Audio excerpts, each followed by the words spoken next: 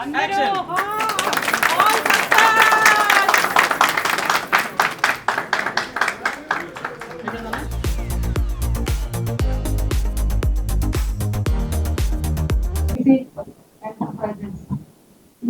Movie ఆయనకి వెంకటేష్ రెడ్డి గారు.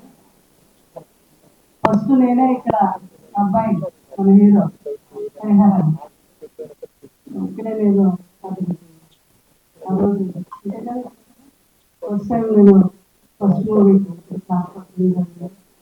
అదే అబ్బాయి అయినే మన వెంకటేష్ రెడ్డి గారు.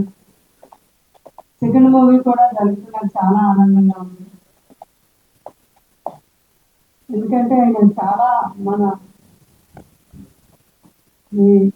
రెబల్ స్టార్ ప్రభాస్ గారు పెద్ద ఫ్యాను, ప్రొడ్యూస్ గారు పెద్ద ఫ్యాను, అలాగే హీరో అబ్బాయి కూడా, అంటే ఒక ఫ్యాన్ కూడా హీరో అవుతాడని నిరూపించారు వీళ్ళు.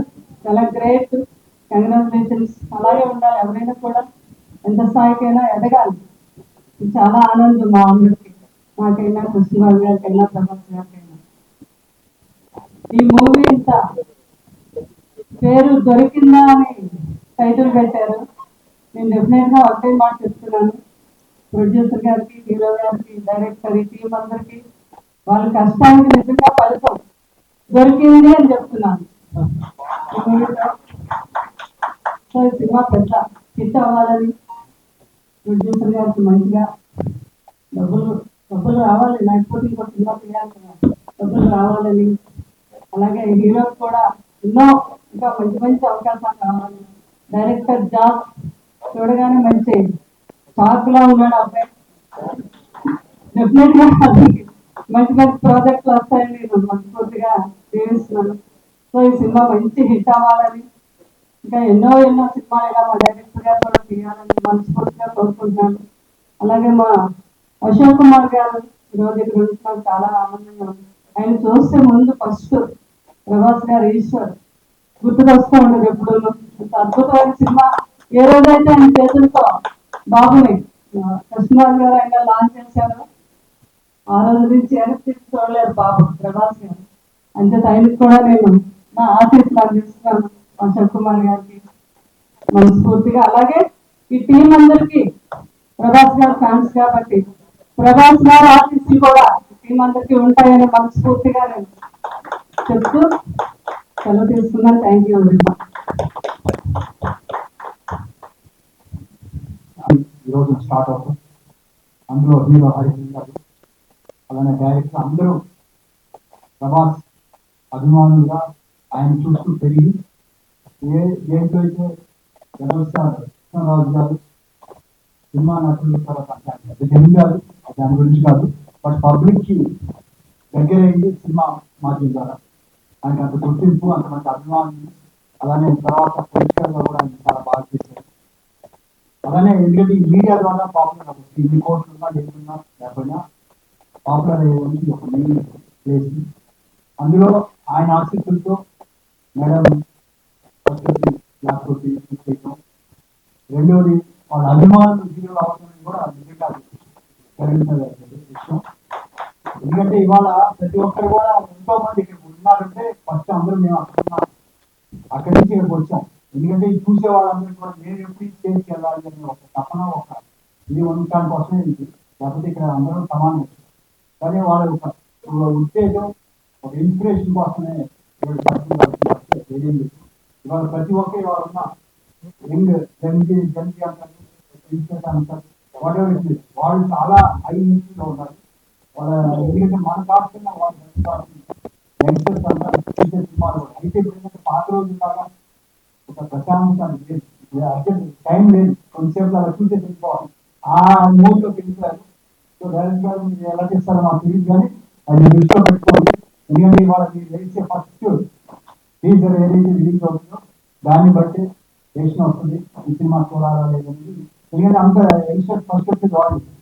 సో వాళ్ళందరూ అది చూసి కాబట్టి మీరు ఎంత ఓపెనింగ్ ఓకే, బట్ మీరు ప్రతి తీసే షార్ట్, ప్రతి ఒక్క అక్షరం, అన్ని ఎవ్రీథింగ్ అంత షార్ట్ గా వాళ్ళ హస్బెండ్ చేస్తే డెఫినెట్ గా మేడం చెప్పినట్లు అంతమంది సక్సెస్ అయ్యి మళ్ళీ నెక్స్ట్ సినిమా తీయాలి. ఇందులో నటిస్తున్న నటీనటులు కానీ అలానే టెక్నీషియన్స్ అందరికీ హృదయపూర్వక నమస్కారం చేస్తూ, ఎందుకంటే ఇండస్ట్రీ వాళ్ళ నెంబర్ ఆఫ్ ఒకప్పుడు ఓన్లీ ఎంటర్టైన్మెంట్ సినిమా అంటే ఏదైనా వెళ్ళాలంటే ఫ్యామిలీ సినిమా, ఇవాళ చాలా entertainment one of the industry. కాబట్టి మనం అందరం కూడా జాగ్రత్తగా పెట్టుకొని ఆ ప్రొడ్యూసర్ గారు నమ్మి డబ్బు తీసుకొచ్చి హార్డ్ అండ్ మనీ తీసుకొచ్చి కష్టపడి చేస్తున్నారు. ప్రతి పైసా వాడేది తెర మీద కనపడేదానికి చూడదు, అంతేగాని అనవసరమైన మాత్రం వేస్ట్ చేసుకోవచ్చు. ఎందుకంటే అది ఇంపార్టెంట్. ఇవాళ చాలా సినిమాలు వస్తుంది, బాగా చేస్తున్నారు, కానీ సినిమా ఆడుతుంది కానీ కాస్ట్ పెంచుతుంది. కాస్ట్ పెంచుకుంటే మనకి నెక్స్ట్ సినిమా నిజంగా ప్రొడ్యూసర్కి కష్టంగా ఉంటుంది, అందులో వాళ్ళు. కాబట్టి అది మనసులో దృష్టిలో పెట్టుకొని ఏదైతే తెర మీద కనపడిందంటే అవసరమైతే మీరు ఉపయోగించిన వాళ్ళు రిక్వెస్ట్ చేసుకొని నిర్వహించండి.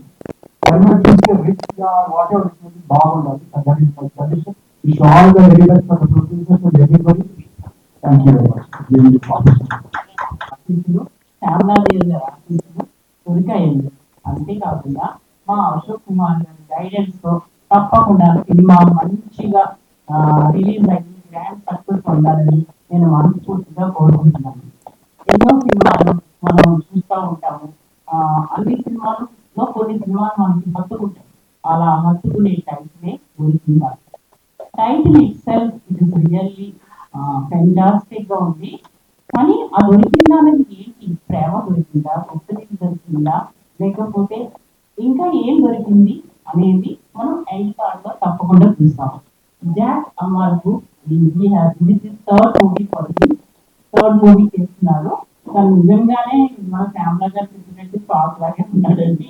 మనకి మనకి ఏంటంటే అందరినీ పట్టి ఆర్టిస్టులతో మంచి సినిమాని తీయడానికి తప్పకుండా జాక్ హార్డ్ వర్క్ చేస్తాడని మనస్ఫూర్తిగా కోరుకుంటున్నాను. అంతేకాకుండా హీరో హీరోయిన్ కూడా చాలా ఫెంటాస్టిక్ ఉన్నారు. అమ్మాయి కూడా థర్డ్ మూవీ అని చెప్పినట్టుంది. Telugu but learning Telugu also. వాళ్ళిద్దరికి కూడా మంచి సక్సెస్ కావాలి. అన్నిటికంటే ముఖ్యమైన వాళ్ళు ఎవరు అంటే నా దృష్టిలో Venkateswara Reddy. Because he is the producer. Producer ఉంటేనే ఏదైనా ముందుకు వెళ్తుంది. ఎవరు టెక్నీషియన్స్ అయినా రావాలి, డైరెక్టర్ అయినా రావాలి, ఆర్టిస్ట్ ఎవరు రావాలన్నా ప్రొడ్యూసర్ ఉండాలండి. క్యాప్టెన్ అంటే ద క్యాప్టెన్. బట్ నా దృష్టిలో producer is the main pillar of any movie. అంతేకాకుండా మా ప్రసాద్ రెడ్డి గారు తను ప్రొడ్యూసర్ కౌన్సిల్ లో మెంబరు, ఛాంబర్ లో మెంబరు. ఆయన కూడా మూవీస్ తీసి ఉన్నారు. ఆయన కూడా సహాయ సహకారాలు అందిస్తూ ఈ సినిమాను ముందుకు తీసుకెళ్తున్నారు. సెకండ్ హీరోయిన్ కూడా చాలా యాక్టివ్ గా బాగున్నారు. టీమ్ బాగుందితో పాటు digital promotion important. As Ashok Kumar గారు ఎక్కువ ఖర్చు పెట్టండి.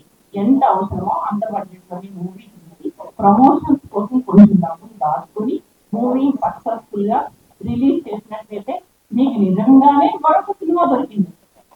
Thank you one and all. Producer sector secretary and censor board